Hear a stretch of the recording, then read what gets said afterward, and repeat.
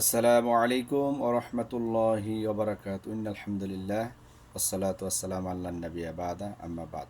প্রশংসা মাত্র আল্লাহ সুবহানাহু ওয়া তাআলার জন্য, আলহামদুলিল্লাহ। প্রিয় নবীর প্রতি সংক্ষিপ্তভাবে দরুদ পড়ি, আল্লাহুম্মা সাল্লি আলাইহি আল্লাহুম্মা বারিক আলাইহি। তিন ব্যক্তির জন্য দুর্ভাগ্য। এক, যে ব্যক্তি রমজান মাস পেল তবুও রমজান মাসে তার গুনাহ ক্ষমা করে নিতে পারল না। দুই, যে ব্যক্তি তার পিতামাতাকে উভয় অথবা উভয়কে বা একজনকে বৃদ্ধ অবস্থায় পেল অথচ তার খেদমত করে জান্নাত অর্জন করতে পারল না। অর্থাৎ পিতামাতাকে বৃদ্ধ অবস্থায় পাওয়া সত্ত্বেও অবহেলা করলো, তাদের দেখাশোনা করলো না, তাদের প্রতি খেয়াল রাখলো না, এই ব্যক্তির জন্য দুর্ভোগ।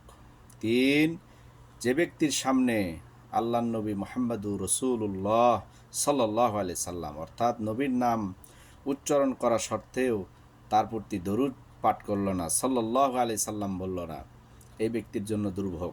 তিন ব্যক্তির জন্য দুর্ভোগ, সর্বোচ্চ দুর্ভোগ এই তিন ব্যক্তির জন্য। আল্লাহ রাব্বুল আলামিন আমাদের সকলকে এই দুর্ভোগ থেকে বাঁচার তৌফিক দান করুন। আল্লাহ তাআলা যেন এই তিনটি কাজ যথাযথভাবে করার তৌফিক দান করেন। আল্লাহুম্মা আমিন।